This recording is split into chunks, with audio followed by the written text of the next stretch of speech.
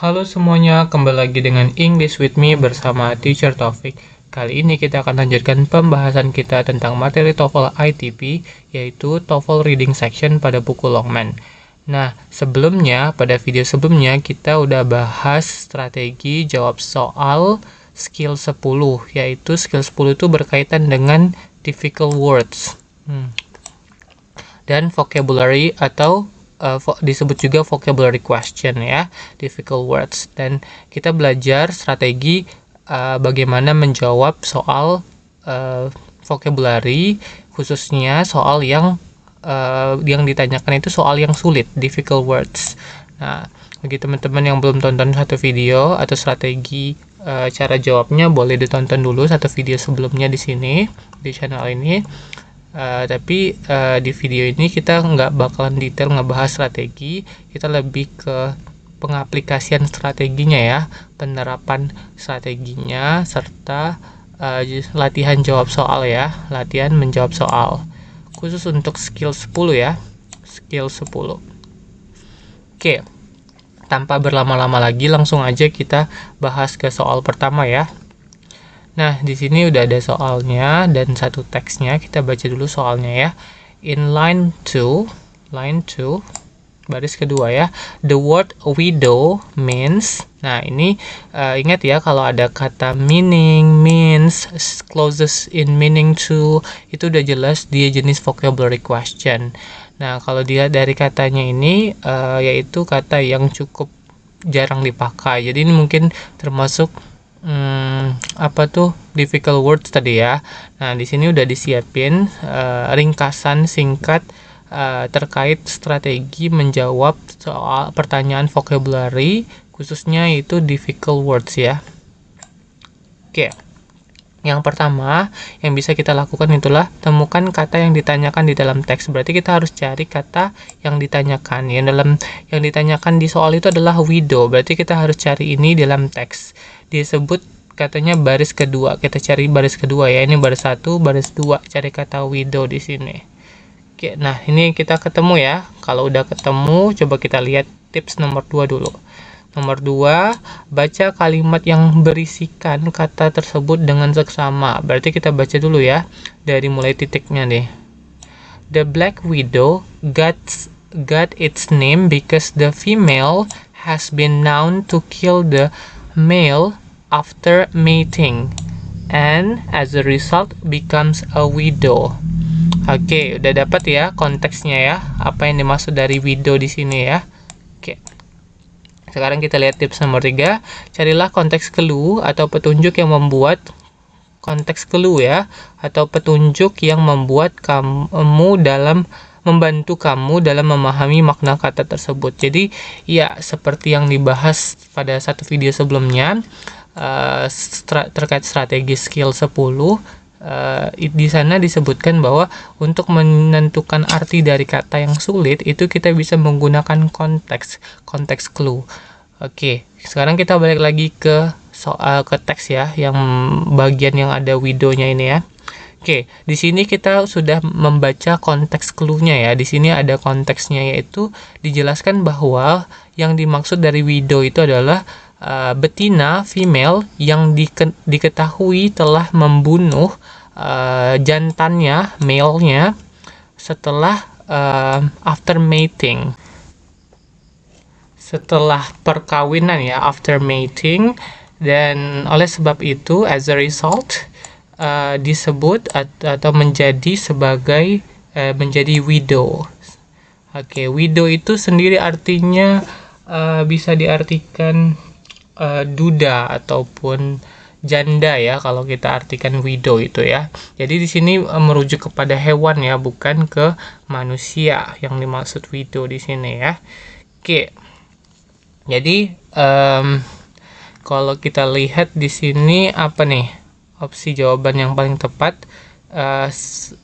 terkait makna kata widow setelah kita baca konteks clue-nya ya. Sekarang kita lihat pilihan jawaban. A type of poison. Poison ini adalah racun. Jadi tadi dijelaskan di dalam teks dia nggak ngebahas tentang racun, tapi ngebahas tentang apa yang dimaksud dari widow tadi, yaitu adalah betina yang membunuh jantannya setelah perkawinan. Yang B, the dead male spider, matinya spider, laba-laba jantan. Ini widow tadi di sini bukan merujuk ke yang jantan ya, tapi merujuk ke betina, bukan male ya. Male-nya itu, jantannya itu adalah korbannya ya. Yang dibahas itu adalah yang betinanya atau female. Oke, yang C, the human victims of the spider. Bagian itu nggak ngebahas tentang korban manusia, jadi bukan juga ya. Sekarang kita lihat yang D, a female whose mate has died.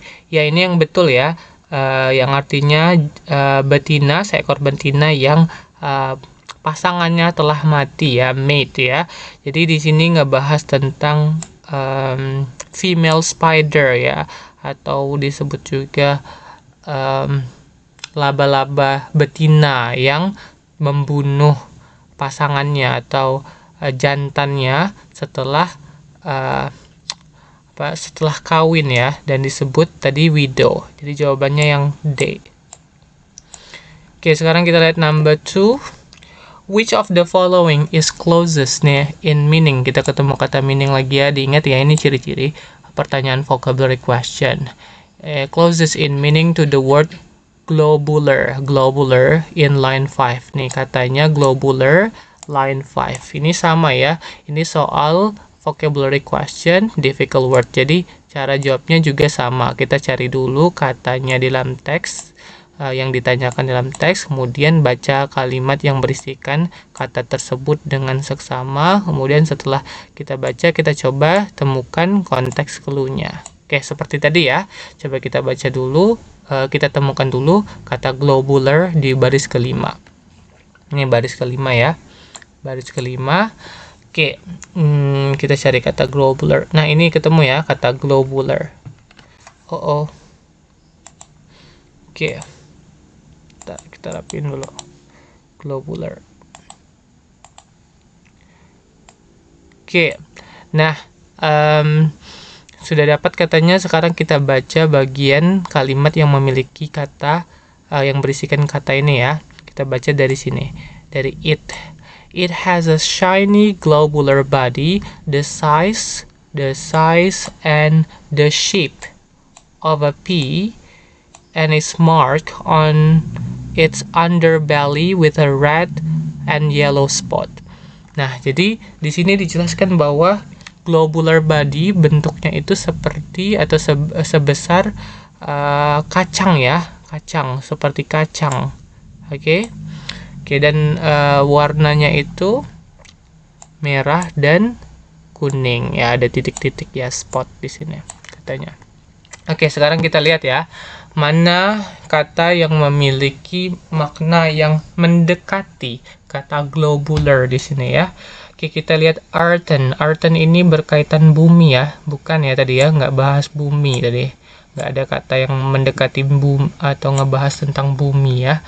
Oke, luminescent, enggak juga ya. Green in color, warnanya tadi bukan warna hijau disebutnya ya, tapi red and yellow. Oke, yang lebih tepat tadi jawabannya adalah untuk globular itu D ya, yaitu round, karena tadi dia sebut bentuknya seperti pea. Pea itu seperti kacang-kacangan ya, bentuknya bulat. Jadi maknanya yang paling dekat itu round ya. Oke, sekarang kita lihat number 3, the word ample. Kata ample in line 7 indicates that the spider is. Jadi dia nanya makna kata ample pada baris ke-7. Kita cari kata ample ya, baris ke-7. 6, 7 di sini ya. More ample than the male. Oke, berarti kita baca dari titik dari awal ini ya. Oke, the female is considerably more ample than the male. Oke, di sini ada the male, di sini ada the female. Roughly 4 times larger on the average. Nah, dia bilang di sini adalah yang betina itu lebih more ample, apa ya? Kira-kira daripada yang jantan. Roughly, kurang lebih 4 kali lebih besar rata-rata. Oke, jadi kira-kira apa nih? A, feminim, enggak ya, nggak ngebahas apakah feminim atau tidak ya. Ini bukan bahasannya tadi di sana, jadi ini bukan jawabannya. Large in size, berarti ini ya tadi ya, ini yang lebih tepat, large in size. Tadi kan ngebahas bahwa yang betina itu lebih besar daripada yang jantan. Bahkan dia sebut 4 times larger ya, 4 kali lebih besar. Jadi dia ngebahas tentang ukurannya ya, berarti yang B. Oke, kalau yang C, dotted with colors, dia nggak bahas tentang warna. Terus ini nggak bahas tentang apakah itu normal atau tidak ya. Oke, sekarang kita bahas nomor 4. Which of the following has the same meaning as the word mortal? Mortal, line 10 ya. Jadi kita cari makna dari kata mortal baris ke-10. Baris ke-10 kita temukan dulu katanya. Ini ya, mortal. Untuk memahami kata ini, kita bisa membaca kalimatnya dulu dengan seksama untuk menemukan konteks clue atau petunjuk konteks ya. Oke, kita mulai dari titiknya di sini ya. Ini kan titik ya. Berarti kita mulai dari Black Widow di sini. Oke, biar dapat konteksnya. Black Widow bites have occasionally resulted in death. Oke, jadi gigitan Black Widow itu terkadang bisa berakibat kematian, but it is certainly not the norm for Black Widow bites to be mortal. Oke, not the norm ya, not the norm. Hanya occasionally. Jadi maksudnya apa? Death ini berkaitan dengan kematian ya. Tadi disebutnya death berkaitan dengan kematian. Maksudnya mortal. I was wrong. Jadi mortal di sini maksudnya berkaitan dengan kematian, death di sini. Oke, jadi apa jawabannya? Yang A ya. Jadi jawabannya adalah deadly. Jadi makna mortal itu adalah deadly, yaitu mematikan. Oke, sekarang kita lihat number 5. Oke, number 5 kita punya, we got a new text here, a new passage, and number 5 here. Let's find out the answer for number 5. The word discern in line 2 is closest in meaning and which of the following. Nah, jadi dia tanya makna kata discern di sini ya. Coba kita cari baris kedua. 1, 2. Langsung ketemu ya kata discern.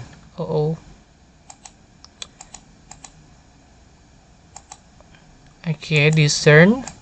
Oke, seperti biasa ya, ini adalah tipe soal vocabulary, khususnya itu difficult word. Tadi kan udah dibahas ya, tipsnya kita temukan katanya, udah ketemu katanya di teks, terus kita baca sekarang ya, baca kalimat yang berisikan kata tersebut dengan seksama. Kita baca, oke, kita boleh baca dari bagian awal ya, dari sini, tornadoes. Tornadoes occur throughout the world, but for reasons that scientists are not fully able to discern, the great majority occur in the United States. Nah, di sini kita dapat beberapa konteks clue. Oke, yang pertama kita lihat di sini ada kata reasons, and then scientists are not fully able to discern. Nah, di sini berarti kata reason ini kan berkaitan dengan alasan. Sesuatu yang beralasan itu adalah yang berkaitan dengan pemahaman ya, pemahaman. Oke, jadi jawabannya yang lebih tepat adalah understand ya jawabannya. Nah, untuk memastikannya sebenarnya kita bisa mencoba memasukkan makna kata understand di sini ya. Oke, buat memastikan ya. Misalnya kita coba ya di sini. But for reasons that scientists are not fully able to understand ya. Jadi untuk beberapa alasan beberapa ilmuwan itu nggak sepenuhnya bisa memahamin ya. Oke, penyebab tornado tadi ya. Oke, kalau are not fully caused, nggak nyambung, are not fully caused, tidak sepenuhnya menyebabkan. Oke, jadi scientist itu tidak menyebabkan, tapi scientist itu adalah peneliti ya. Tugasnya itu memahami, bukan menyebabkan. Oke, kalau present itu menampilkan, kurang tepat ya, lebih tepat untuk makna kata di sini, karena di sini ada reason, jadi alasan ya, alasan. Misrepresent, salah mewakili, kurang ya.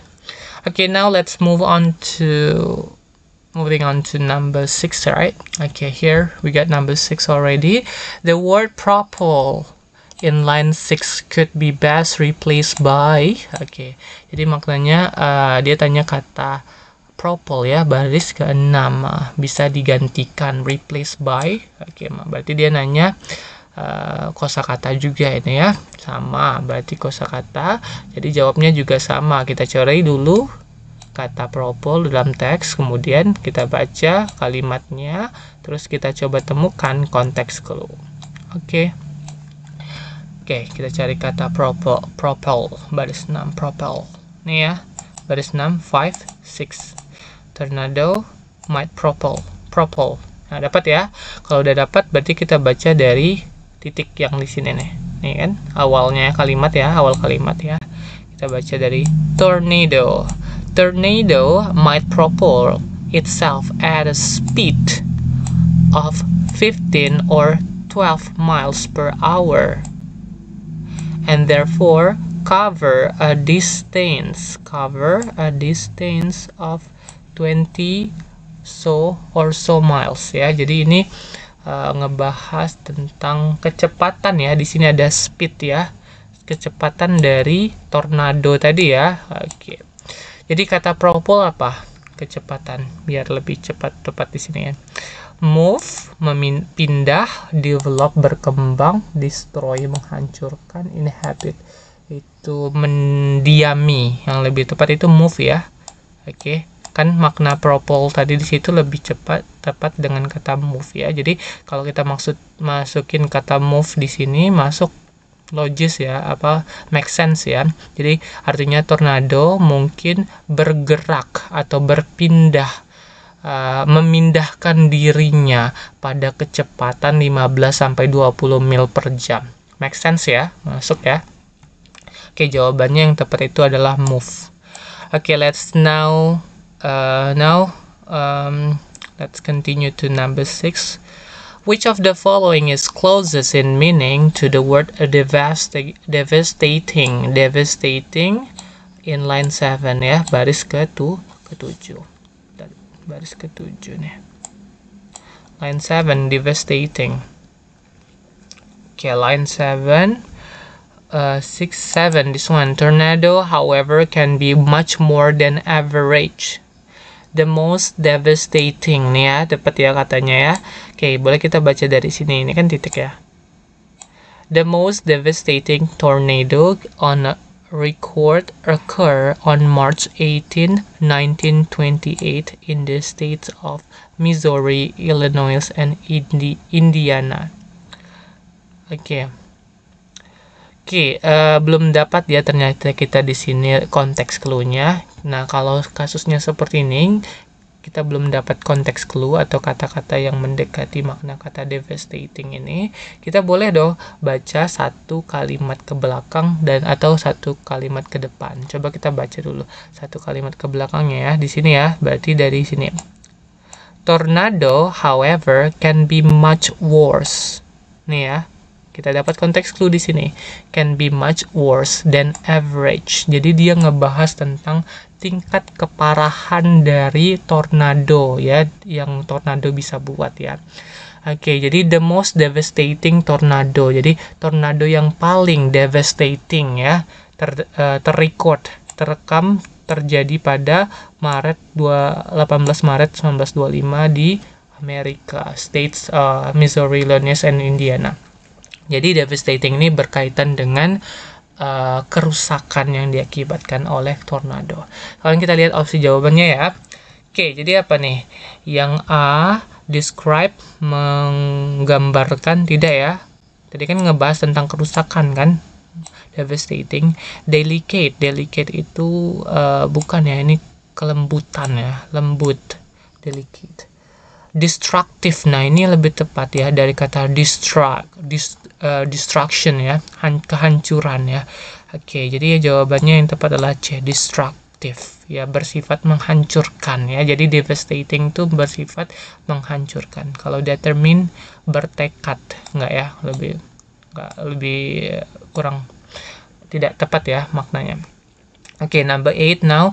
The word swirl in line 10, line 10 is closest in meaning to. Nah, jadi makna kata swirl line 10, baris ke-10. Sekarang kita cari baris ke-10 di sini. Oke, di sini ada kata swirl nih ya. Boleh kita baca dari titik di sini, nggak apa-apa deh. Kita mulai dari titik awalnya aja. Traveling at an average speed ya of 60 miles per hour, the winds at the center of the storm swirl around at considerably, ini ada kata swirl around at considerably more than 200 miles per hour. Jadi di sini kita dapat konteks clue-nya bahwa ngebahas tentang kecepatan pergerakan dari anginnya ya, yaitu kecepatannya 60 mile per jam. Kemudian anginnya itu di tengah-tengahnya akan membentuk swirl sekeliling. Berarti kira-kira apa nih? Tengah-tengah angin keliling. Berarti ini berkaitan tentang bentuknya angin itu ya, yaitu berputar-putar. Oke, jadi apa jawabannya lebih tepat? Yang circle ya, berputar ya. Oke, kan dia bahas center of the wind tadi ya, tengah angin ya, jadi circle. Dia kan angin kan bentuknya seperti circle ya, melingkar. Oke, alright, that's all for our lessons. Thank you so much for you all for watching this video. Semoga videonya dapat bermanfaat. Oke, jika dirasa bermanfaat, tolong di-share sama teman-temannya juga. Dan jangan lupa di like, comment, dan subscribe. If you have a question, you may leave your question in the comment section below ya. Jadi boleh ditinggalkan pertanyaannya kalau ada pertanyaan di kolom komentar. Oke, sampai jumpa di video berikutnya ya.